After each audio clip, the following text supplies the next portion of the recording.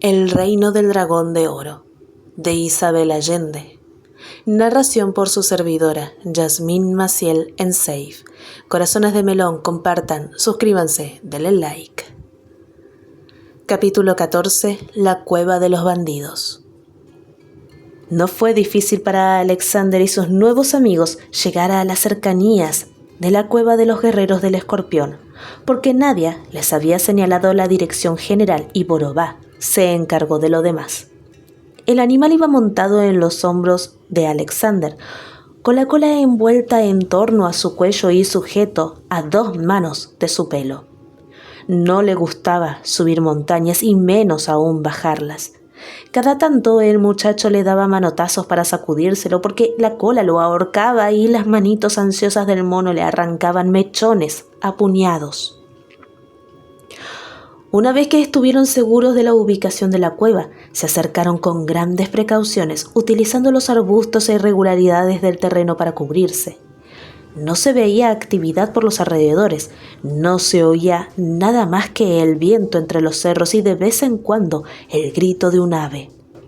En aquel silencio, sus pisadas y hasta su respiración parecían atronadoras. Tenzin seleccionó unas cuantas piedras y las puso en el pliegue que formaba su túnica en la cintura. Luego ordenó telepáticamente a Borová que fuera a espiar. Alexander respiró aliviado cuando por fin el mono lo soltó. Borová partió corriendo en dirección a la cueva y regresó 10 minutos más tarde. No podía informarles de lo que había visto, pero Tenzin vio en su mente las confusas imágenes de varias personas y así supo que la cueva no se encontraba vacía como temían. Aparentemente las cautivas todavía estaban allí, vigiladas por unos cuantos guerreros azules, pero la mayoría había partido.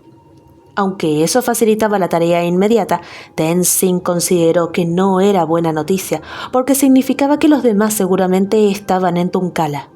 No le cabía duda de que, tal como había sugerido el joven americano, el propósito de los criminales al atacar el reino prohibido no era raptar media docena de chicas, sino robar el dragón de oro. Se arrastraron hasta la proximidad de la cueva, donde había un hombre en cuclillas apoyado en un rifle. La luz le daba de frente y a esa distancia era un blanco fácil para Adil Bahadur, pero para usar su arco debía ponerse de pie. Tenzin le hizo señas de mantenerse aplastado contra el suelo y sacó una de las piedras que había juntado. Pidió perdón mentalmente por la agresión que iba a cometer y luego lanzó el proyectil sin vacilar con toda la fuerza de su poderoso brazo. A Alexander le pareció que ni siquiera había apuntado y por esa razón su sorpresa fue enorme cuando el guardia cayó hacia adelante sin un solo gemido, noqueado por la piedra que le dio medio a medio entre los ojos. El lama les indicó que lo siguieran. Alexander cogió el arma del guardia, aunque jamás había usado nada parecido y ni siquiera sabía si estaba cargada. El peso del fusil en las manos le dio confianza y despertó en él una agresividad desconocida. Sintió por dentro una tremenda energía. En un segundo desaparecieron sus dudas y se dispuso a pelear como una fiera. Los 3 entraron juntos a la cueva. Tenzin y Adil Bahadur emitieron gritos escalofriantes y sin pensar lo que hacía, Alexander los imitó. Normalmente era una persona más bien tímida y nunca había chillado de esa manera. Toda su rabia, miedo y fuerza se concentraron en esos gritos que, junto a la descarga de adrenalina que corría por sus venas, lo hizo sentirse invencible, como el jaguar.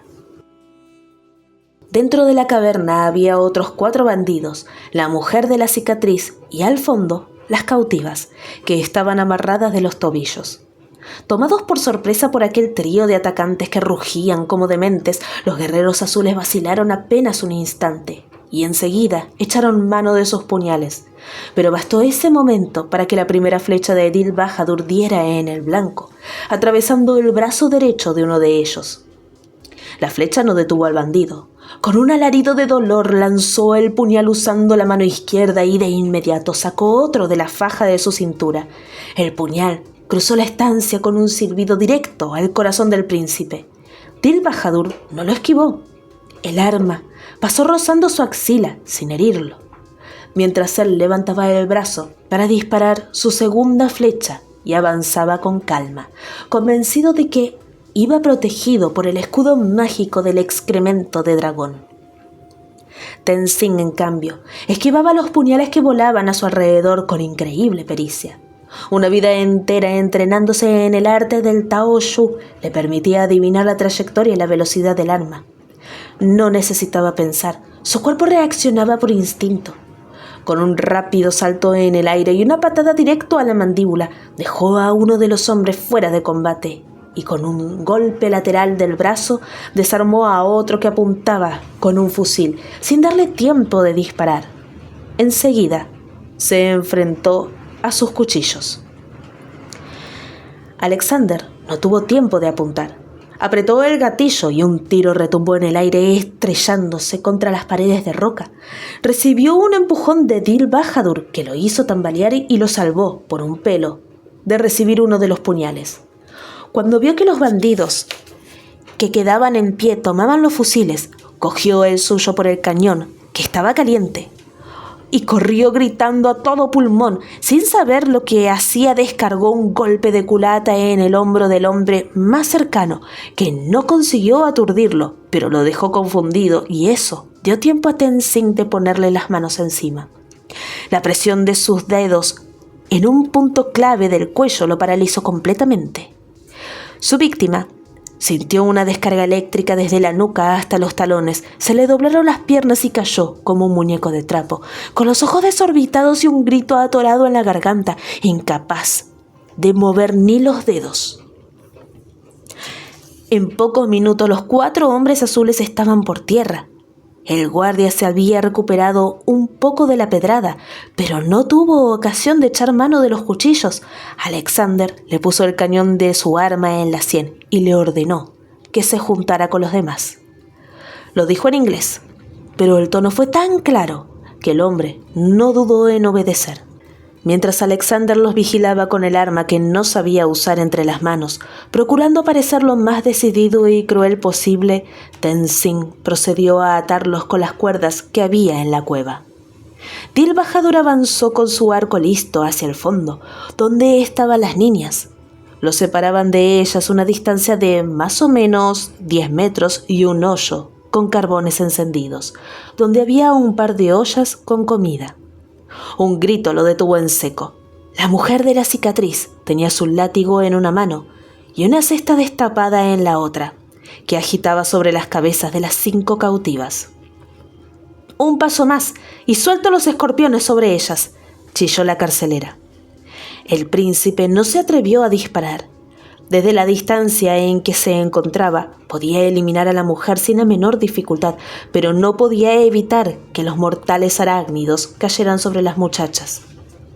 Los hombres azules, y seguramente también esa mujer, eran inmunes a la ponzoña, pero los demás corrían peligro de muerte. Todos quedaron inmóviles. Alexander mantuvo la vista y el arma apuntada sobre sus prisioneros, 2 de los cuales todavía no habían sido amarrados por Tenzin y aguardaban la menor oportunidad para atacarlos. El lama no se atrevió a intervenir. Desde el sitio donde se encontraba, solo podía usar contra la mujer sus extraordinarios poderes parapsicológicos. Trató de proyectar con la mente una imagen que la asustara, ya que había demasiada confusión y distancia entre ambos como para intentar hipnotizarla. Distinguía vagamente su aura y se dio cuenta de que era un ser primitivo, cruel y además asustado, a quien seguramente deberían controlar a la fuerza. La pausa duró unos breves segundos, pero fueron suficientes para romper el equilibrio de las fuerzas. Un instante más y Alexander habría tenido que disparar contra los hombres que se aprontaban para saltar sobre Tenzin. De pronto ocurrió algo totalmente inesperado. Una de las muchachas se lanzó contra la mujer de la cicatriz y las 2 rodaron, mientras la cesta salía proyectada por el aire y se estrellaba en el piso. Un centenar de negros escorpiones se desparramó al fondo de la caverna. La chica que había intervenido era Pema, A pesar de su constitución delgada, casi etérea, y de que estaba amarrada por los tobillos, hizo frente a su carcelera con una decisión suicida, ignorando los golpes de látigo que ésta daba a ciegas y el peligro inminente de los escorpiones. Pema la golpeaba con los puños, la mordía y le tiraba del pelo, luchando cuerpo a cuerpo en clara desventaja porque, además de ser mucho más fornida, la otra había soltado el látigo para empuñar el cuchillo de cocina que llevaba en la cintura. La acción de Pema dio tiempo a Dil Bahadur de soltar el arco, tomar una lata de queroseno que los bandidos usaban para sus lámparas, regar el combustible por el suelo y prenderle fuego con un tizón de la hoguera. Una cortina de llamas y humo espeso se elevó de inmediato, chamuscándole las pestañas. Desafiando el fuego, el príncipe llegó hasta Pema, quien estaba de espaldas en el suelo, con la mujerona encima sujetando a 2 manos el brazo que se acercaba más y más a su cara. La punta del cuchillo ya arañaba la mejilla de Pema cuando el príncipe cogió a la mujer por el cuello, la tiró hacia atrás y con un golpe seco con el dorso de la mano en la sien, la aturdió. Pema se había levantado y estaba dándose palmadas desesperadas para apagar las llamas que lamían su larga falda, pero la seda ardía como yesca. El príncipe se la arrancó de un tirón y luego se volvió hacia las otras muchachas que gritaban de terror contra la pared. Utilizando el cuchillo de la mujer de la cicatriz, Pema rompió sus ligaduras y ayudó a Dil Bahadur a librar a sus compañeras y guiarlas al otro lado de la cortina de fuego, donde los escorpiones se retorcían achicharrados hacia la salida de la cueva, que iba llenándose de humo. Tenzin, el príncipe y Alexander arrastraron a sus prisioneros al aire libre y los dejaron amarrados firmemente, de 2 en 2, espalda contra espalda. Boroba aprovechó que los bandidos estaban indefensos para burlarse de ellos, lanzándole puñados de tierra y mostrándoles la lengua, hasta que Alexander los llamó. El mono le saltó a los hombros, le enroscó la cola en el cuello y se aferró a sus orejas con firmeza. El joven suspiró, resignado. Dil Bahadur se apoderó de la ropa de uno de los bandidos y le entregó su hábito de monje a Pema, que estaba medio desnuda. Le quedaba tan enorme que tuvo que darle 2 vueltas en torno a la cintura. Con gran repugnancia el príncipe se colocó los trapos negros y hediondos del guerrero del escorpión. Aunque prefería 1000 veces quedar vestido solo con su taparrabos, se daba cuenta de que apenas se pusiera el sol y bajara la temperatura, necesitaría abrigo. Estaba tan impresionado con el valor y la serenidad de Pema que el sacrificio de darle su túnica le pareció mínimo. No podía despegar los ojos de ella. La joven agradeció su gesto con una sonrisa tímida y se colocó el rústico hábito rojo oscuro que caracteriza a los monjes de su país, sin sospechar que estaba vestida con la ropa del príncipe heredero. Tenzin interrumpió las emotivas miradas entre Dil Bahadur y Pema para interrogar a la joven sobre lo que había oído en la cueva. Esta confirmó lo que él ya sospechaba. El resto de la banda planeaba robar el dragón de oro y secuestrar al rey. Entiendo lo primero, porque la estatua es muy valiosa, pero no lo segundo. ¿Para qué quieren al rey?, preguntó el príncipe. No lo sé, replicó ella. Tenzin estudió brevemente el aura de sus prisioneros. Así escogió el más vulnerable y se le plantó al frente, fijándolo con su penetrante mirada. La expresión siempre dulce de sus ojos cambió por completo. Las pupilas se achicaron como 2 rayas y el hombre tuvo la sensación de estar ante una víbora. El lama recitó con voz monótona unas palabras en sánscrito que solo Dil Bahadur comprendió. Y en menos de 1 minuto el asustado bandido estaba en su poder, sumido en un sueño hipnótico. El interrogatorio aclaró algunos aspectos del plan de la secta del Escorpión y confirmó que ya era tarde para impedir que la banda entrara al palacio. El hombre no creía que le hubieran hecho daño al rey, porque las instrucciones del americano eran de apresarlo con vida, puesto que debían obligarlo a confesar algo. Nada más sabía el hombre. La información más importante que obtuvieron fue que el soberano y la estatua serían llevados al monasterio abandonado de Cheongdam Song. ¿Cómo piensan escapar desde allí? Ese lugar es inaccesible, preguntó el príncipe extrañado. Volando, dijo el bandido. Deben tener un helicóptero, sugirió Alexander, quien captaba a grandes rasgos lo que decían, aunque no comprendía el idioma porque las imágenes se formaban en su mente telepáticamente. Así había sido la mayor parte de la comunicación con el lama y el príncipe, hasta que Pema pudo ayudar con los detalles. ¿Este ex armadillo a quien se refieren?, preguntó Alexander. No pudo averiguarlo porque los bandidos solo lo conocían por el americano, y Pema no lo había visto. Tenzin sacó al hombre del trance hipnótico y luego anunció que dejarían allí a los bandidos después de asegurarse de que no podrían soltar sus amarras. No les haría mal pasar 1 o 2 noches a la intemperie hasta que los encontraran los soldados del rey o, si tenían suerte, sus propios compañeros. Juntando las manos ante la cara e inclinándose levemente, pidió perdón a los maleantes por el tratamiento desconsiderado que les daba. Dilbajador hizo otro tanto. Oraré para que ustedes sean rescatados antes que lleguen los osos negros, los leopardos de nieve o los tigres, dijo Tenzin seriamente. Alexander quedó bastante intrigado por esas muestras de cortesía. Si la situación se diera al revés y ellos fueran los vencidos, esos hombres los asesinarían sin hacerles tantas reverencias. Tal vez debemos ir al monasterio, propuso Dilbajador. ¿Qué será de ellas?, preguntó Alexander, señalando a Pema y las otras muchachas. Posiblemente yo pueda conducirlas hasta el valle y avisar a las tropas del rey para que vayan también al monasterio, ofreció Pema. No creo que sea posible usar la ruta de los bandidos porque deben haber otros vigilando en estas montañas. Tendrán que tomar un atajo, replicó Tenzin. Mi maestro no estará pensando en el acantilado, murmuró el príncipe. Tal vez no sea del todo una mala idea, Dilbajador, sonrió el lama. ¿Acaso mi honorable maestro bromea?, sugirió el joven. La respuesta del lama fue una amplia sonrisa que iluminó su rostro y un gesto indicando a los jóvenes que lo siguieran.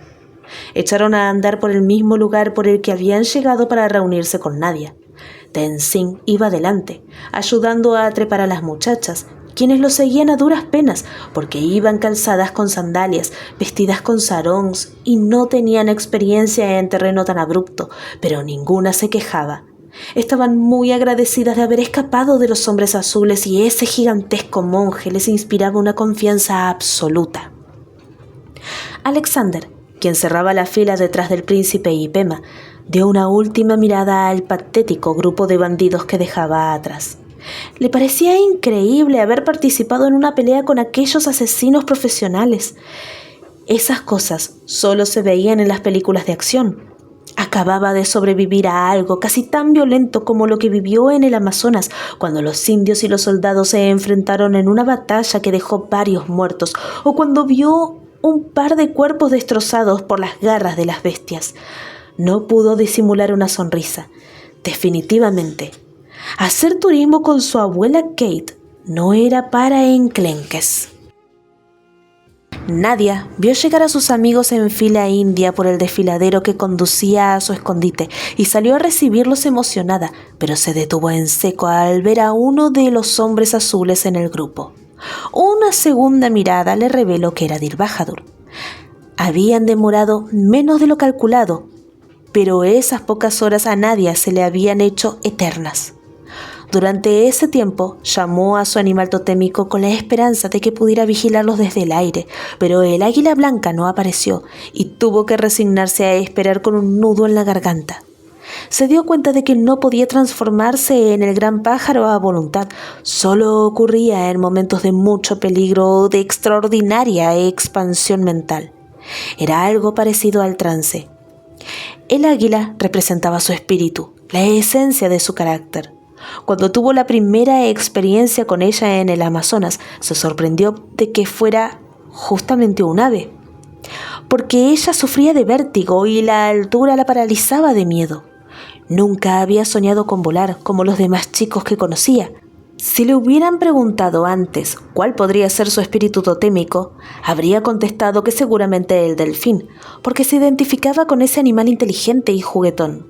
El águila, que volaba con tanta gracia por encima de las cumbres más altas, la había ayudado mucho a superar su fobia, aunque a veces todavía sentía miedo de la altura. En ese mismo momento, la vista de los abruptos acantilados que se abrían a sus pies la hacía temblar. ¡Jaguar!, gritó, corriendo hacia su amigo sin dar ni una mirada a los demás integrantes del grupo. El primer impulso de Alexander fue abrazarla, pero se contuvo a tiempo. No quería que los otros pensaran que Nadia era su chica o algo por el estilo. ¿Qué pasó?, preguntó ella.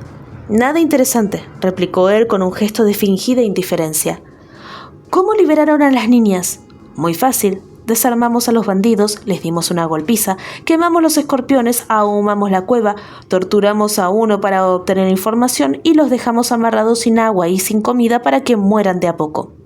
Nadia se quedó plantada, con la boca abierta, hasta que Pema la estrechó en sus brazos.